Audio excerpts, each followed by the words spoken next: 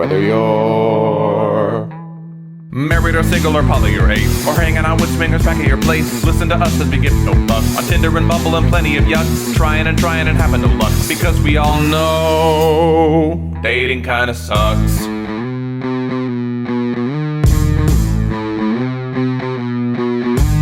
Sarah and Adam are two of a kind. He says stupid shit and she doesn't mind. They're not doing this show to make any buck. Life as a chicken whose feathers they pluck. Why does it work? Well, here is the crux. They both know dating kinda sucks.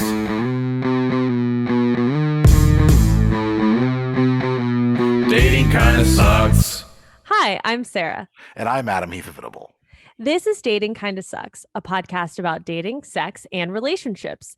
This week, we'll be having a conversation about sober dating and Larry Flynt with our guest, Kelsey J. Enjoy the show. Kelsey J is an executive assistant in Los Angeles. She is a sober, tattooed human, mild Disney adult, and lover of cowboy boots with all outfits. You can find her on TikTok and Instagram at the handle at My Dad Is Here to Pick Me Up. One of her recent positions was that of the executive assistant to Larry Flynt. Now, for those of you who are unfamiliar with Larry Flynt, he was an American publisher and the president of Larry Flynt Publications, which mainly produced pornographic magazines such as Hustler, as well as videos and Hustler TV. Flynt fought several high-profile legal battles involving the First Amendment, as you may have seen in the 1996 movie The People vs. Larry Flynt, starring Edward Norton and Woody Harrelson as Larry Flynt himself.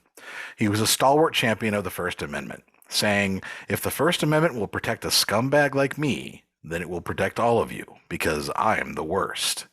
Flynt was paralyzed from the waist down due to injuries sustained in a 1978 assassination attempt by serial killer Joseph Paul Franklin. But he never let that stop him from being outspoken and aggressive and in the defense of his beliefs. And in February of 2021, Larry Flynt died at the age of 78, leaving behind his smut empire. Is it safe to say he coined the term garbage human being? It's funny, After all that? I know, I was listening to, reading his quotes and stuff, and I was like, yes, he was like, I'm a garbage human being, and basically that's what he was saying. What a fascinating guy. I think you didn't really know who he was. No, I did see it just looking him up, knowing that there was a documentary, and just Hustler, knowing that name. But I don't even know how much, because we were recording this before talking to Kelsey, how much we were actually going to get out of this Larry Flynt part of the conversation, or if it'll mostly just be about sober dating. So we'll see. Yeah, it should be. Either way, it's going to be interesting. But just Larry Flynt's one of those people who's just a larger than life figure in the news for years, and so he just died last year. Which was funny because I didn't realize he was still around, to be honest. Oh, really? Because he'd been quiet compared to how he used to be, and so I'm definitely looking forward to this conversation. Hopefully, everyone will enjoy this really what is going to be. I'm just going to say what's going to be a fascinating conversation with Kelsey about dating while sober, and also about her time working for Larry Flynt. Thank you for joining us. We're so glad to have you on here, and very excited about this whole conversation. I want to start off just because we always, promote where you are, that your username, My Dad Is Here to Pick Me Up. I wanted to ask you first, just where did that come from? Yeah, so that's actually an interesting story. I have a close friend who dates some not so lovely men, and there was this one in particular who was just the worst. And he had an email that was like, "My dad is taking a nap." And I thought it was like very ridiculous. So I was trolling him actually. And I changed my username to "My Dad Is Here to Pick Me Up." And then everyone thought it was the funniest thing. So I just left it. And now it just has this like tone of, I was making fun of this dude forever now. So what did he think after he saw you change it? I don't think he thought it was that funny. Probably because he knew it wasn't like a he's in on the inside joke. It was like, I'm laughing at you, not with you. So I don't think he was incredibly amused, but I am forever amused. So that's all that really matters. And men like that sometimes really don't have a sense of humor. It reminds me now, Sarah, how I met Kelsey was on TikTok. And one of the fun things that I would do is she always had these people this guy that would comment in her comments And he would just say the most like, what would he say? He would just be like, I'm trying to remember an example, but he was an Yes. old guy, and he would just be like, "Oh, you are so beautiful. I would love to be there. Heart emoji, heart emoji, heart emoji, or something like that." Yeah, he sort of took like my posts as if they were like being directly sent to him on the internet. And so Oh he would no. comment these very odd things, like as if I was posting directly to him. And so, yeah, he would respond and just be like, I'll just say the exact same thing he was saying. And it was I always would hilarious. copy his word for word, and then instead of his emojis, I would just add bacon in there or something like that. I would just Yeah, basically just yep. mock him so obviously. I don't think he ever got it either. I don't think he ever even saw it because I don't think he would ever know how to like come back to a post. Like I think he genuinely thought they were like Right. video messages for him. How old was he? Uh Did he it had to be like show? middle aged. I don't Oh. know. He looked Yeah. old. Like he looked like an Yeah. old guy. Old, like I want to say like yeah, Yeah. like late 50s, 60s type guy. Someone who likes to write in all caps, on the internet type of thing. Yes, exactly. So yeah, so there. Okay, well, there's the origin for my dad is here to pick me up, and that's great. It There it is. gets around to making fun of stupid men, which we're all about. It's just Exactly. Yeah. So, as far as like living in LA and dating in LA, what has that experience been like? Yeah, living in LA is great, the living part. The dating in LA is the brutal part. I think I've lived here for 10 years, so I sort of like started to pick up on the way people sort of come here. They're here to live out a dream, they're here to pursue a career, sort of chase this like Hollywood situation. So everybody's so turned inward sometimes that they think they have time for dating, and then they're so focused on themselves, which is fine, that's great, but it's difficult to find someone who's also interested in like linking up and like going down your paths together. So it's a challenge. And then there's also some characters where you're like, I don't even know what you're doing, what's happening here. So it is very challenging, and I don't know if it's just this city or Are they just trying what to meet you happens, to but benefit their life? Like they're just, yeah, yeah. there's definitely an air of like, what can you do to benefit me versus how can we collectively like join forces and like have a good time. It's very much like, oh well, what do you do for a living, or where do you live, or what's your next step. now when you first started dating, were you dating? You weren't sober at that point, right? No, so I'm only been sober for a year and a half now. So anything pre that I was dating was usually alcohol fueled. So what's been the biggest difference that like have you found just in the either the quality of your dates or the quality of your dating life as a result of that? Yeah. Yeah, so I'm just sort of now jumping back into the sober dating. I've definitely noticed people sort of like side eye you when you say you're sober. I think they sort of don't know how to approach it, and they don't want to sort of misstep, but also I think there's sort of like maybe this thought that you might be a very boring person, and everybody always wants to meet up for drinks. And so once you like, I feel this need to like preface it with like, hey, I'm actually not going to have a drink. Like I'll have a Shirley Temple with you, but I'm not going to have alcohol. You can sort of see the like gears turning in their head of like, okay, so this girl doesn't drink. And you're like, yeah, but I could still have a conversation. I could still have a beverage with you. So it's sort of been an interesting transition to see where people's heads at with that. Do they think that you're judging them for drinking? Is that part of the problem? It's possible. And I certainly don't like, I go with all my friends to bars and I'll sit there and I was at a bar last night and I had a Shirley Temple. And so I'm not the person who will judge, and I'm not going to like convert you to sobriety or anything like that. So, but maybe maybe they feel some sort of way about it. I'm not sure. Yeah, because I had a friend in Nashville go through the same thing. And when she wanted to stop drinking, it was like less people wanted to engage with her on the app because they're like, well, where am I going to take you? And you're like, I could still go to a bar, but damn. Yep. Yeah, I think they get a little scared almost of like you're like moments away from like relapsing and going on a crazy bender, which is not true for most people who are in sobriety. So, and the triggers are different for everyone. So, if you're comfortable going to a bar, I'm comfortable going to a bar, so I'm fine with it. But yeah, it's been an interesting path. Now, I would think that out of all places, Los Angeles might be one of the easiest places to do it, just because there are so many people who are kind of people who maybe only smoke weed, they don't drink, and so they like that. Or there's also oxygen bars, and there's like Yeah. there's a lot of alternative types of things to do. Mhm. But I also don't know if maybe, and maybe you can say this, whether or not that's people kind of maybe on the outskirts of normalcy. Like it's not really, it's not the bulk of people. It's just the kind of the a certain group of people.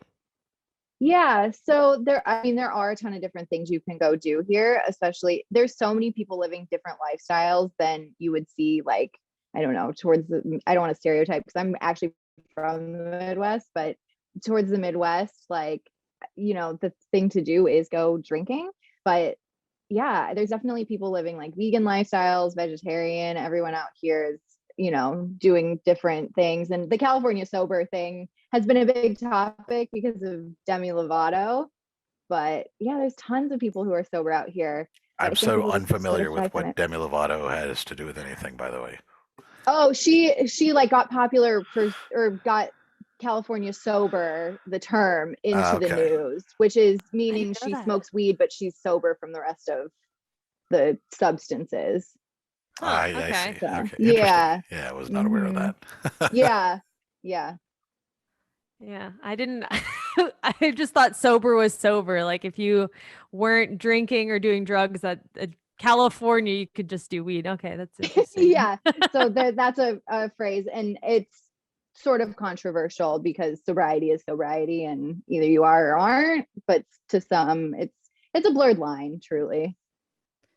As someone who is sober and dating in LA, did you change your profile in any way or update your bio to state that? Or what has that been like? Yeah. So I think that this was just added as a feature on Bumble, that you can put that you're sober. I don't think it was like that before, because it was either like, do you drink, yes or no? And that was the option. And so, or do you smoke, yes or no? And then there was like a drugs one, yes or no. And now they've added sober. And so I just put the little sober tag on my Bumble specifically. And then I don't mention it anywhere else really, because I don't feel like it's that big of a part of me, because I just won't do it. But I don't necessarily feel the need to like not go to bars or change anything. So I would still probably date the same people that I would date prior to sobriety. That makes sense, because I think that someone who puts like sober and then mentions it and then like continually like that would be my worry, that they're trying to like convert somebody to being sober. It'd be like someone who's vegan and says it over and over and over again, or someone who does CrossFit, just one of those Hmm. things that they can. Yeah, but Hmm. you are also vegan too, though, right? Yeah, so I am So vegan. you're vegan and sober. I don't do CrossFit though. Well, that's good. Thank God. Yeah. I have a Peloton, so maybe I'll Oh, add that and just be that there sort you of go. You can be that one of the person. Peloton ones. There we go. Yeah. Yeah, I'll just talk about it over and over.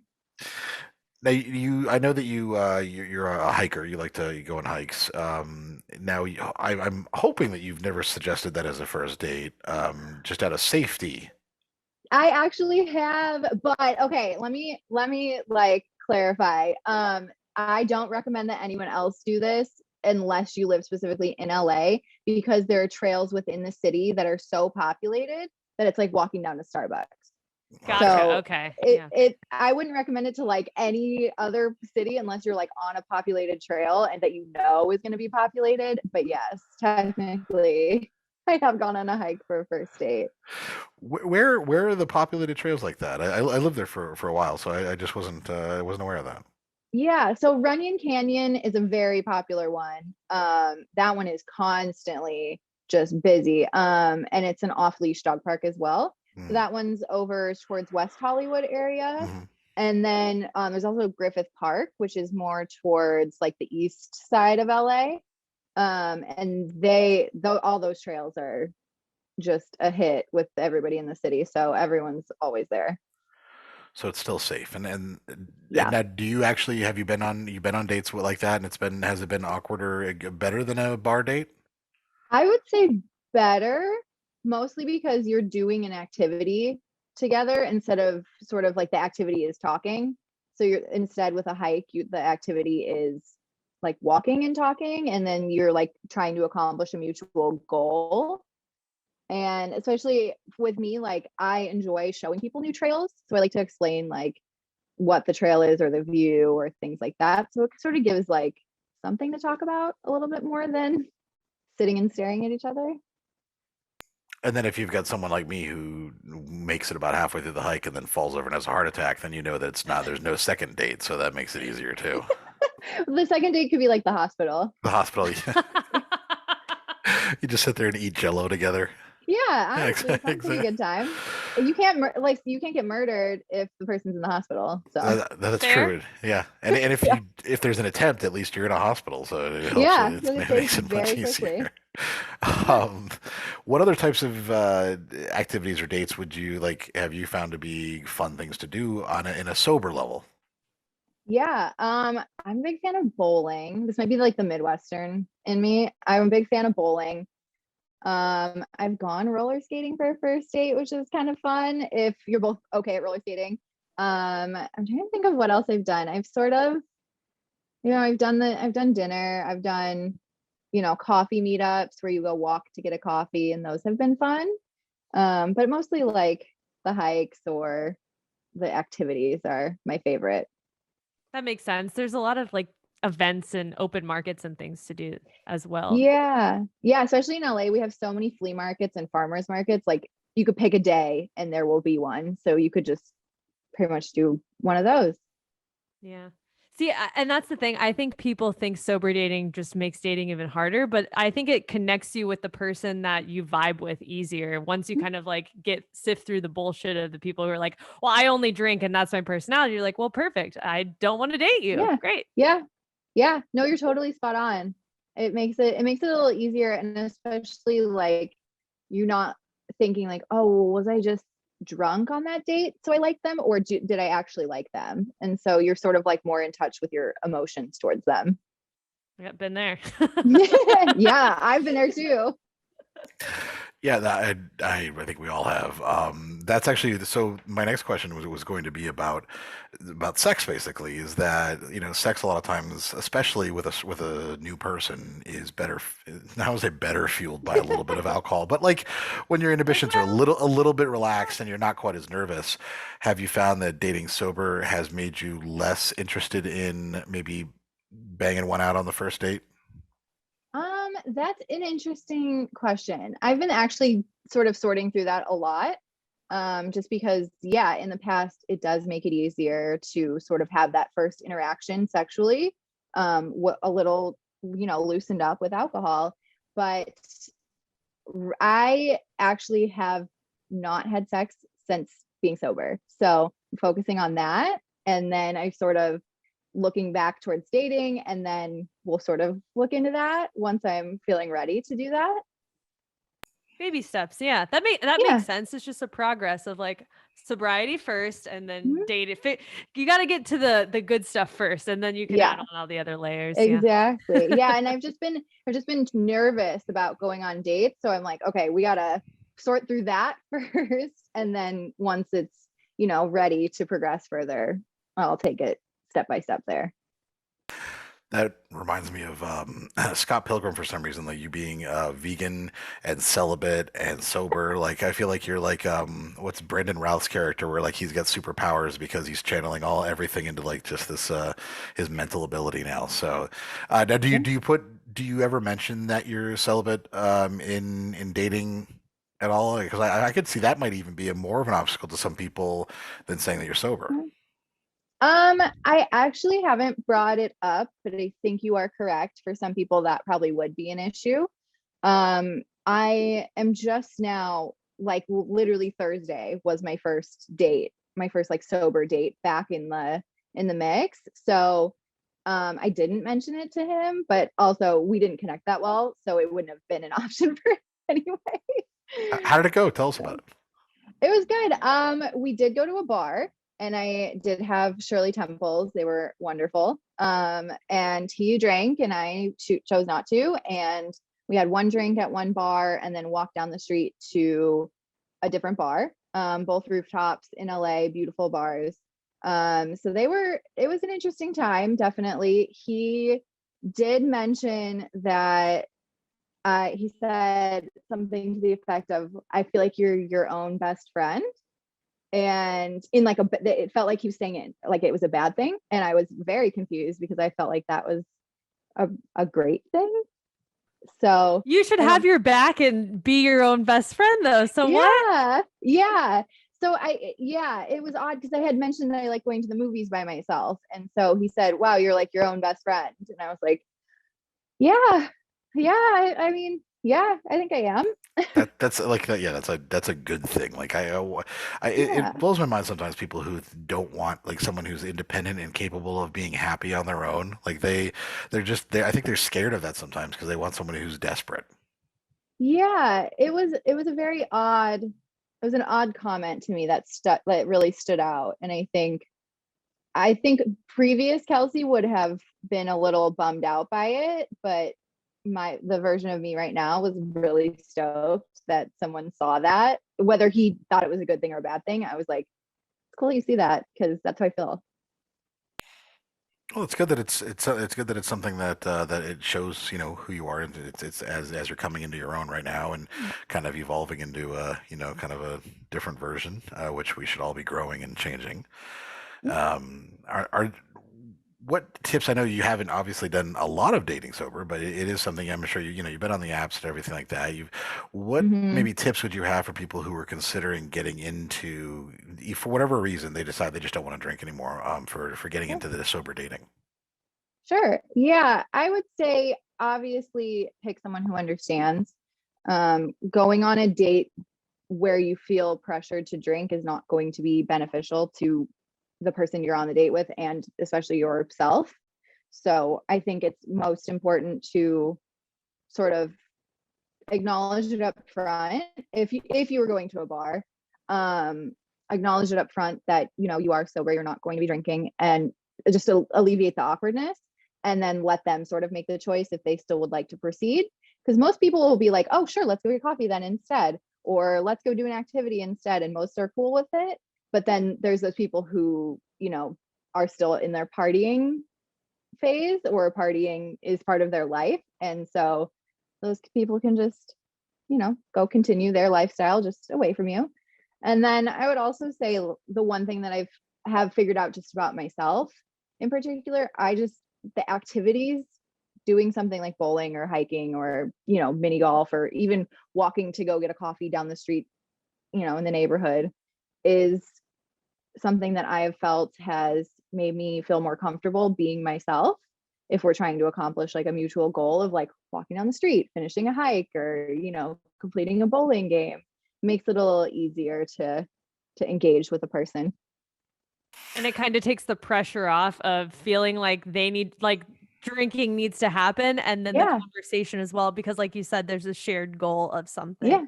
Yeah, exactly. It makes it just, you feel like you have more fun then too. How's your bowling game? I bowled a turkey the last time I went. That's great. So impressed with myself. You say from the Midwest. Where in the Midwest are you from? I'm from Oswego, Illinois, which is 45 minutes outside of Chicago. Okay. So bowling is a thing that everybody does basically, because there's not much to do, right? It's winter. Exactly. In the winter, bowling alley, and then our bowling alley was next to our roller skating rink, so you could either one.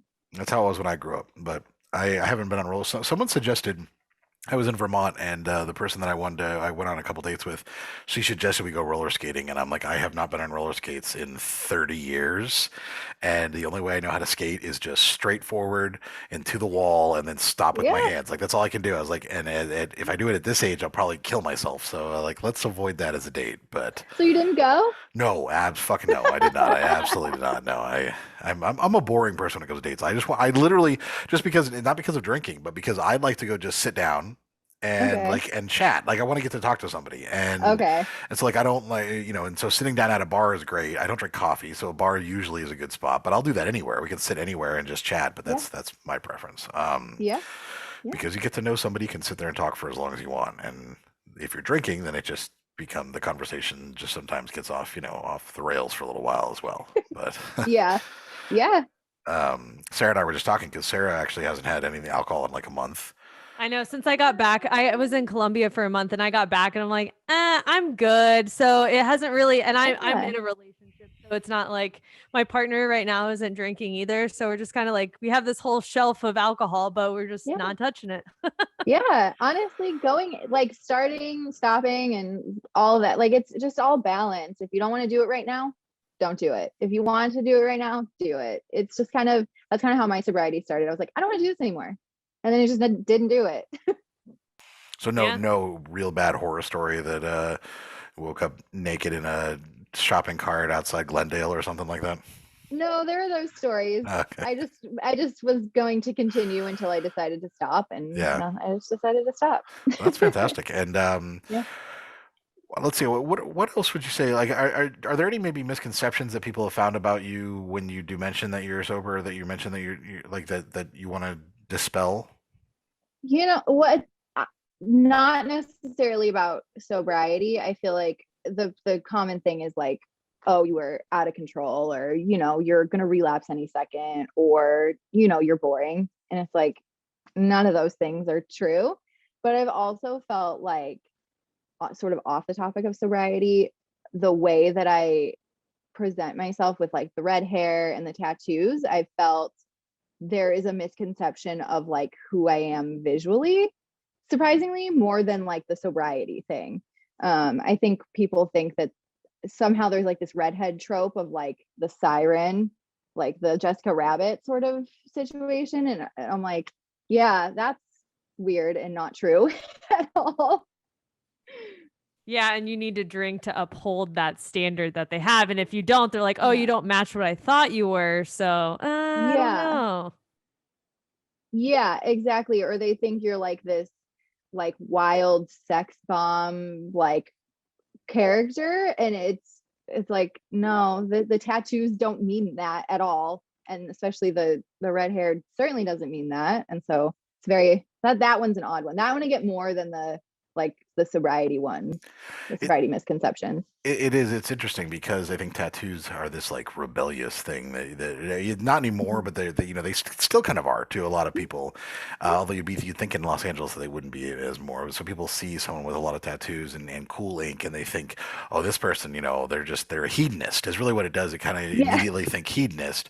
When all it means is that you like cool ink, and it's like almost people who like assume that you're doing it for someone else when you're doing it for yourself. It's like makeup and dressing a certain way. You're not necessarily doing that to get attention from people. You're doing it because you like how it looks. Mm-hmm. And that doesn't mean you have a certain lifestyle either, Right. Exactly. Drinking or not drinking or whatever. Exactly. Yeah, I'm sure that being vegan, being sober, and being essentially celibate for the time being throws people off from by the way I look, and then they dig into it, they're like, oh, whoa, okay. And then it's like, oh, you're a person. Oh my God, you're a human being. Holy shit. Yeah. You have a unique personality? No. How is this possible? Exactly. So shocking. Sarah, did you have anything else to ask her about the sober dating aspect of our conversation? No, I didn't have any questions. Do you think this is a good time to go to break, and then we'll be right back? I think so. I think, I don't think we have, unless you have anything else to add about sober dating, I think we're going to take a break. And then when we come back, we are going to dive into the Larry Flynt aspect of this episode. So we'll be right back. So before we start getting into the conversations about Larry Flynt, we did a whole intro here earlier. We talked about your history and talked about his history a little bit too. We gave a little bit of a Mhm. bio. I will tell our listeners that Kelsey did sign an NDA based on her work with Larry Flynt, and so there will be Mhm. things that we might ask that she can't answer. So that's gonna be Mhm. we're gonna get into whatever we can get into, and just wanted to let everybody know that that's why this might be some of these questions. We'll see. You just like Kelsey, if there's anything that we ask that you're like, oh, I can't talk about that, that's fine. That's absolutely understandable. Let Perfect. Sounds good. let me start with how long did you work for Larry Flynn? Is that an easy is that a Yeah. reasonable one? Yes, that one I can tell. I worked for him for 6 years until he passed last February. So February 2021, he passed. And how did you find out about the position, or what drew you to that job? Yeah, so they found me on LinkedIn. The recruiter at Hustler found me on LinkedIn and sort of didn't mention who the position was assisting. So she just said, hey, we have this open role at actually Flint Management Group rather than Hustler. And if you'd like to come in and interview, we'd love to, see, if you have any interest in the position, let me know. Let's do a phone call. And I loved the recruiter so much. I had the best conversation with her.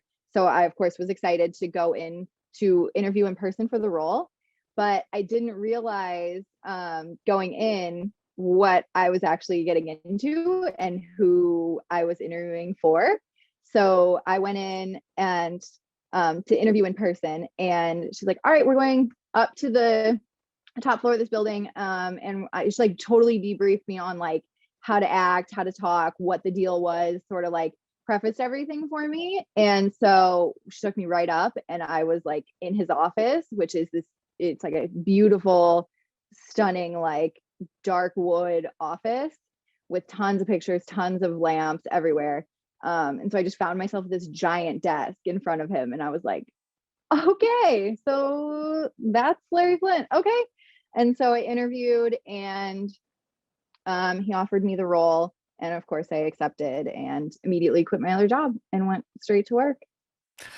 Now, did you know who Larry Flynt was before that? Were you familiar with him? Yeah. So I always try to think back on how I knew about him, but I think it was just growing up in the 90s. I think he just was doing, he always would end up in the news somehow. And so I think that's how I knew about him. And he's also from the Midwest. So I think he's sort of like a Midwestern like success story, made it out of poverty kind of a story. So I think it circulated through that. But I didn't know what he fully looked like, but I knew the name, I knew Hustler, and I knew, about the strip clubs and the retail stores as well. So this was like a regular 9 to 5 job, or like, Yeah. yeah, okay. 9 to 5, but as needed, on call as needed. Okay. And then, go ahead, Adam. No, go ahead. What were we gonna ask? Oh, I was gonna say, what was like if you could get into like a typical day in the Sure. office? Sure. Yeah. So I would get there early, get there 30 minutes before, because I'm that kind of person where I like to just sit, settle, get in, get through LA traffic, sit in the office, go through my emails, get collected. He always would call right at 8:30, and we talk about what's going to happen with his day. And he would, come into the office. We would go through anything he needed to go through, any business he needed to handle, any assistant stuff, anything he needed to get done. He would have meetings at the office, and then that was it. So it was pretty standard assistant stuff. I wasn't. I actually didn't realize that he still was like doing the day-to-day running of his business at that. At his age, I figured he had kind of just started to hand it over. So that is interesting. Now, he's known for having kind of a mercurial temperament and occasionally, being very outspoken. Was that something that, as his assistant, you had to try to temper sometimes, or had to approach carefully, or you had to speak maybe to help people navigate it sometimes? No, so I think he played a character in the press, and I think he was pretty open about how he was playing a very specific character in the press. He was a very focused person, and he always always was so polite and kind, but he had jokes to make if he needed to make a joke, or if he needed to have a conversation, he would have a stern conversation. But I don't think anybody ever needed to I don't think I ever needed to be a buffer or anything. It just was, he just did his business, and I was there to help when needed. Now, it's funny. You think about Larry Flynt, you also think Hugh Hefner, you think Bob Guccione, like those three names. But you think of Hugh Hefner, you think of him always surrounded by playmates. You think of Bob Guccione always being kind of like, I always envision him being like bare chested with like a gold chain with like always women around him. But you don't actually think of Larry Flynt like that. Like it seemed like it was not his intention to do this for himself like it was for those two. Yeah, he always was focused so much more on the business than anything else. It just happened to be what the business was. That was the nature of it, but he always was focused on being a good businessman rather than anything else. What would surprise you, maybe, or surprise the average person about him, like something that maybe based on those conceptions?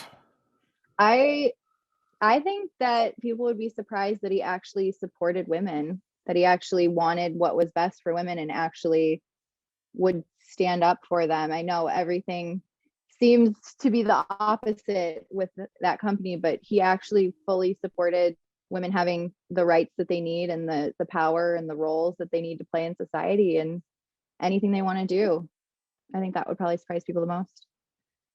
Were there a lot of women in the office besides just yourself, or it was just a regular Yeah, mix of people? And yeah. yeah. It was a healthy mix. The executive team was a good mix of different genders and different, you know, walks of life. It was always a healthy mix.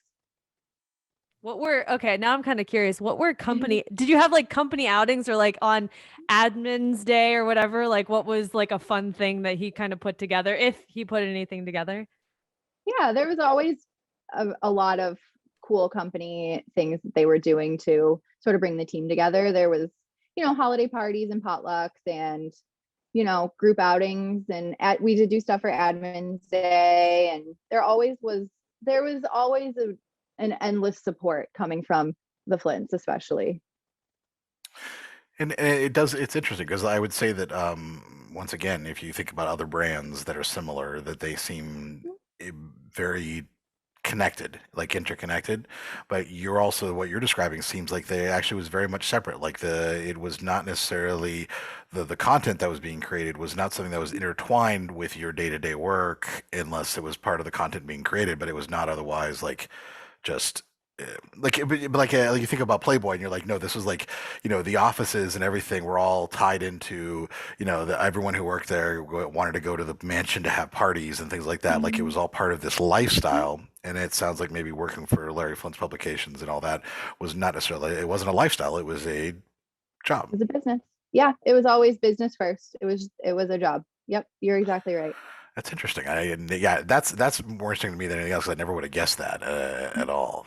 Um, and I was gonna say, so yes, his publications really did depend, and they still do, on the objectification and even exploitation of women. You look at some of his magazines like Barely Legal, which we like now. As a teenager, I fucking loved that magazine, but like now I'm like, ooh, that's a little like, I feel bad. Like I feel like that's exploiting this idea that women aren't, that they're not people, they're objects to be desired, and once they turn 18, they're like fair game and things like that. How do you think, and obviously you can't speak for him, but first of all, how did you reconcile working for that, and also how do you feel like he reconciled that with his actual personal attitude? Yeah, so I'm not going to speak for anybody at that company or how they feel or how anybody else feels, except for how I felt. I felt like I was there to do my job and to be the best I could do to be an ally towards anybody who is choosing to make content like that. And everybody's a consenting adult in those situations. There is heavy restrictions on that industry, heavy laws, especially in the state of California.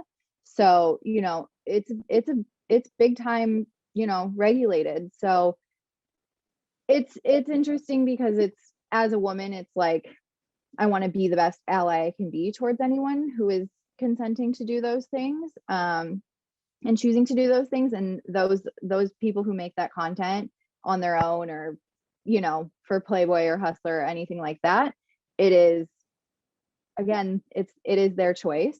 And if they choose to do so, I respect it. And I want to help that make the industry better for them to have that career that is of interest to them.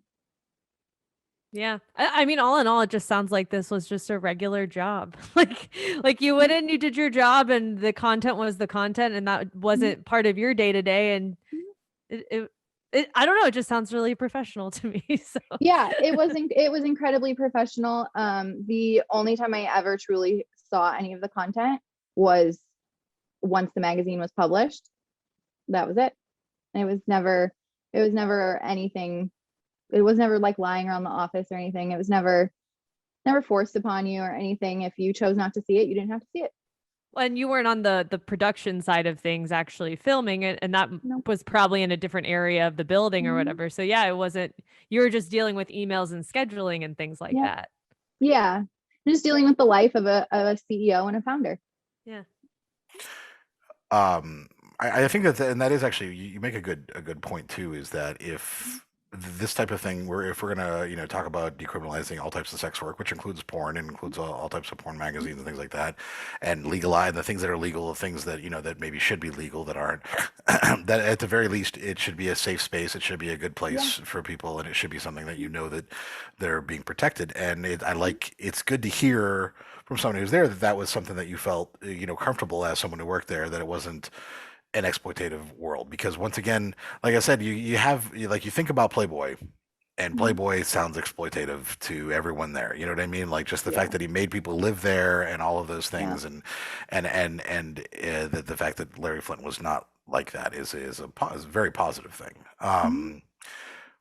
Did you ever have were you dating during the time? Did you ever have any weird interactions with dates about where you worked? Yeah, so I was dating. I was never in a serious relationship. I wanted to focus so much on my career that I just personally never found myself in a relationship. But I did encounter people who had no interest in even hearing me out on what I did while working there, and hearing me out on just like, I'm doing emails. It's emails. And so there were some people who were weirded out, or you would get the occasional, well, are they going to put you in the magazine? And you're like, oh, okay. Well, that's not my job. Yeah. Like, I mean, I don't even know where to start with that, because I'm like, okay, well, I think you're trying to compliment me, so I'll accept it. And so I've had people who have decided to be, I'm not interested in dating someone who works in that industry. And I'm like, okay, no problem. Like that's up to you, and that's your choice, and that's no problem for me. So that's so interesting, because at the end of the day, like your job, like you said, isn't tied to the production of any of those things. So if you would have just said, I'm an executive administrative assistant, they probably would have been fine with that. But then once you dive in deeper, they're like, oh, just kidding. And you're like, the job is still the same, whether I'm, the executive assistant of a hotel or of, Hustler.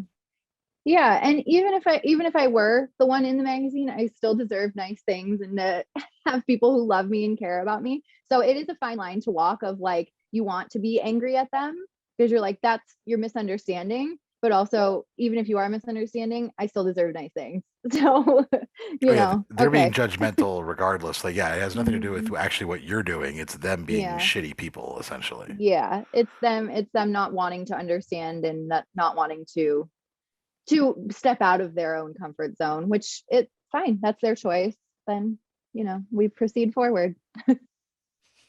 or never, we won't proceed at Yeah. all. Yeah, we won't proceed. I'll proceed forward. Right. I think when I first was following you on Instagram, I think you had Hustler Media in your bio. I don't remember if you still do. You had it you had it somewhere. Maybe your TikTok bio. It, No, I never. I was so the name was somewhere because I knew Hustler. It was something that you put. Yeah, it was something in. Oh, maybe I posted that Mr. Flint had passed. No, I don't. I honestly don't remember. But I remember you Oh, having Hustler Media or Hustler something like that, oh my gosh. or something like yeah. You mentioned it in some capacity on Instagram or TikTok, one of the two. And my initial impression was, oh, she probably was a model or something for like that was that I just assumed that you worked for, but then when you and I talked privately, you mentioned that you worked for him and then Mhm. you've always, it seems like he really had a fondness for you is what it sounded like, and I know you worked for him for a while, and you had nothing but nice things to say about him. Can you tell us just a little bit more about like who he was as a human being?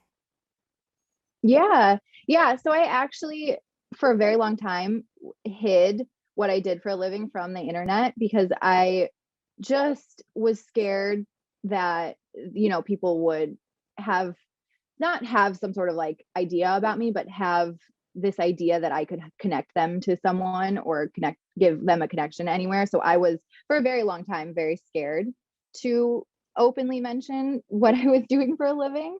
But yeah, our our relationship was that like of obviously boss and assistant, and that definitely sort of stayed in my place. But he took my mom and I to lunch every time my mom came in town to visit. Like, it was very like, it was almost like family essentially. And it felt like he was a great mentor, and I sort of looked up to him. I had my grandpa passed right when I moved to LA, so it sort of filled that void of like that grandfatherly sort of love. And so, you know, it was it was great. It was great to learn and to grow through, your early 20s with that.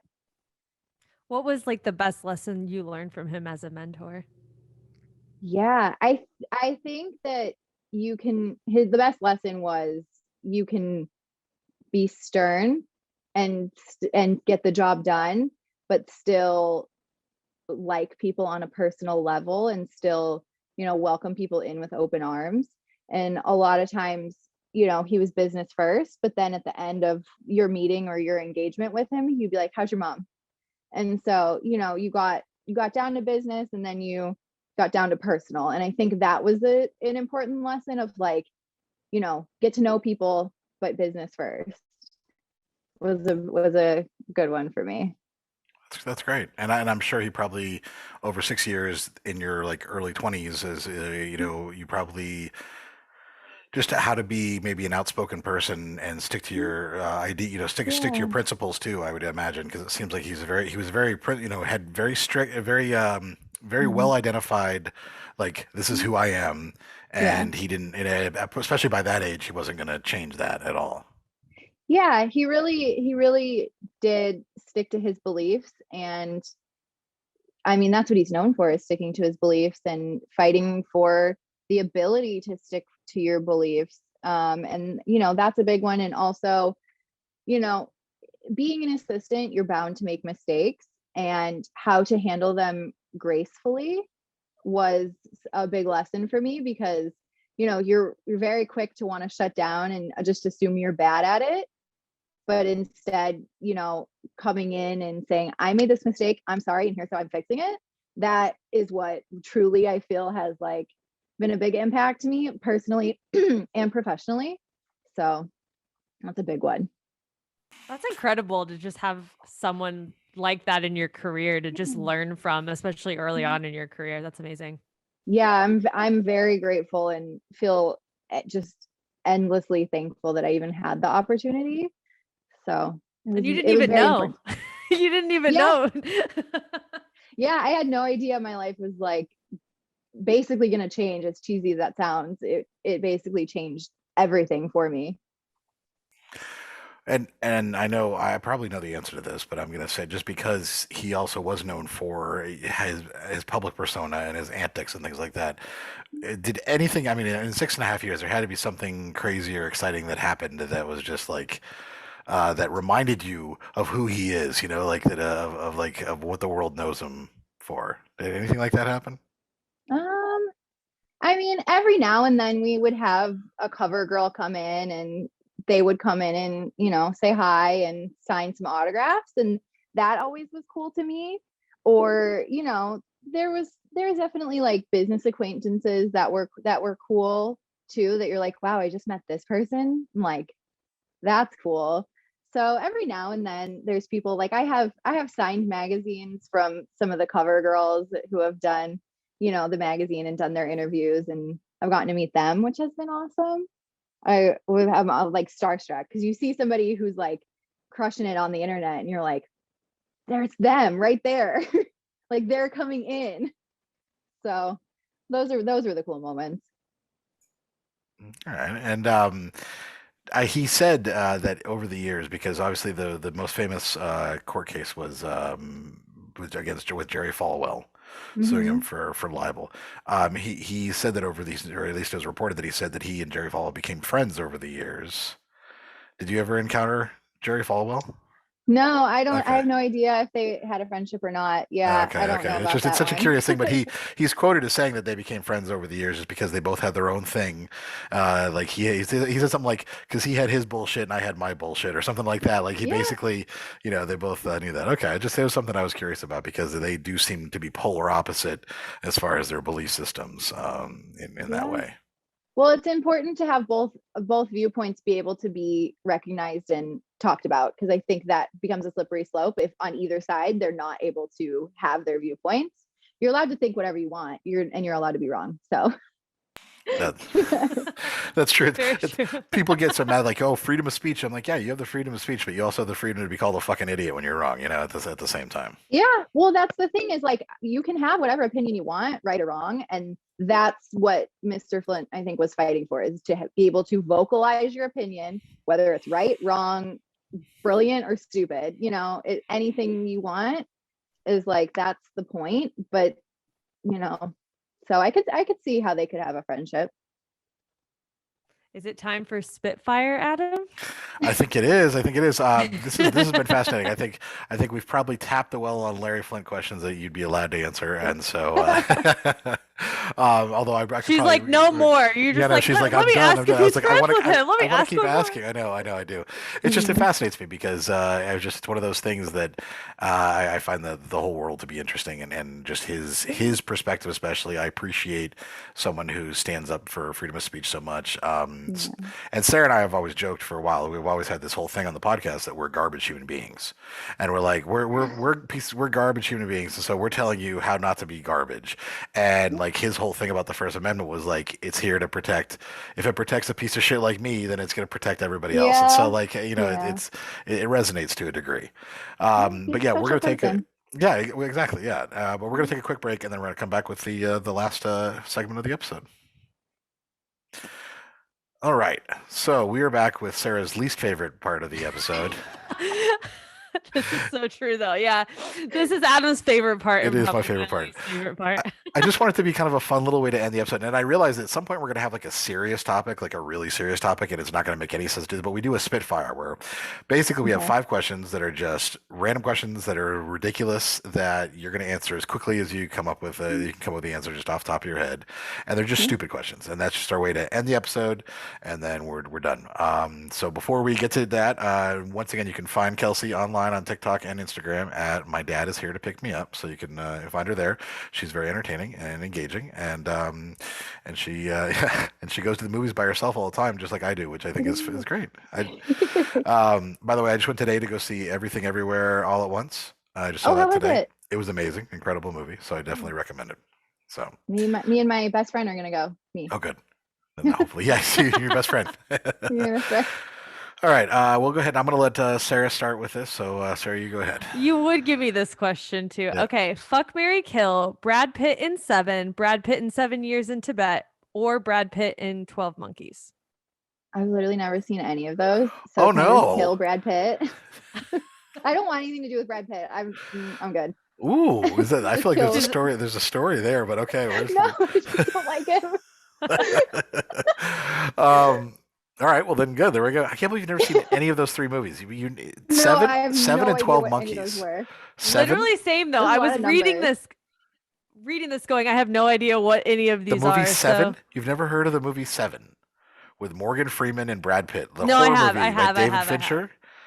No. Haven't seen it. Oh, okay. You need to Yeah. watch it. And 12 Monkeys, by the way. Another Bruce Willis, Brad. Okay. All right. Never mind. All right. Question number 2. This just you guys blew my mind right now. But number 2, would you rather let an ex pick out your next tattoo or never go to Disney again? I'll let an ex pick out my tattoo, but it's gonna be hard because one of my only exes does not live on this earth. He's Oh. not alive. Not alive. So- Okay. So it'll be Ouija board like Ouija board. Okay. weirdness. Yeah. It'll just be the word no then, because that's where the Yeah. thing goes to no. All He'll right. be like, I'm done with her. Get away. So we mentioned you go to the movies alone a lot. What do you order at the concessions? What's your order?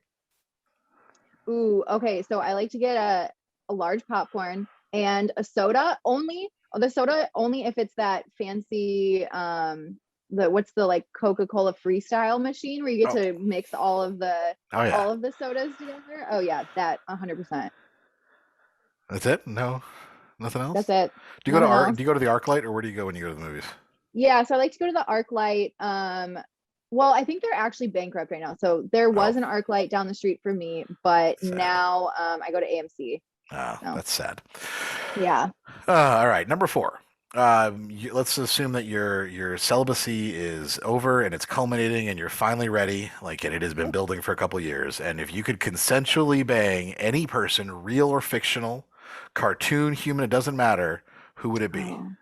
This is always the question that everyone's like, what in the world did you just ask me? Every time. So when you said cartoon, I immediately thought of Johnny Bravo for some reason. So I could kind of roll with Johnny Bravo. Johnny Bravo. All right, that tells. I feel That like works. I feel like a psychologist would have a lot of field day with that one. I don't know. I will, and then like digging further and like thinking further, probably Mufasa. But like that's a Wow. weirdness. Okay, there we go. Yeah. so- Mufasa or Johnny Bravo. All right. Yeah. And then to finish off this episode, finish this sentence. Porn is not always bad. All right. yeah. Ah, Okay. that was Great. good. Well, thank you so much for joining us for a fantastic episode. We really had a great time talking, and we will. This is going to be a lot of fun. I think our audience is really going to love it. So, thank you so much. Yeah. Thank you guys. It was great being on.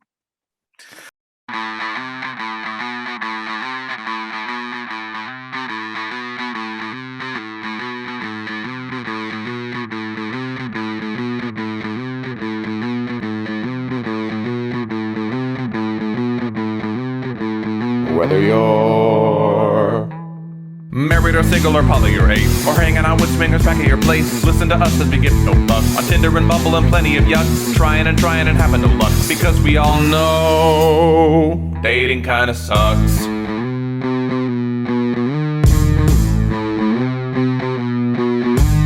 Sarah and Adam are two of a kind. He says stupid shit and she doesn't mind. They're not doing this show to make any buck. Life as a chicken whose feathers they pluck. Why does it work? Well, here is the crux. They both know dating kinda sucks.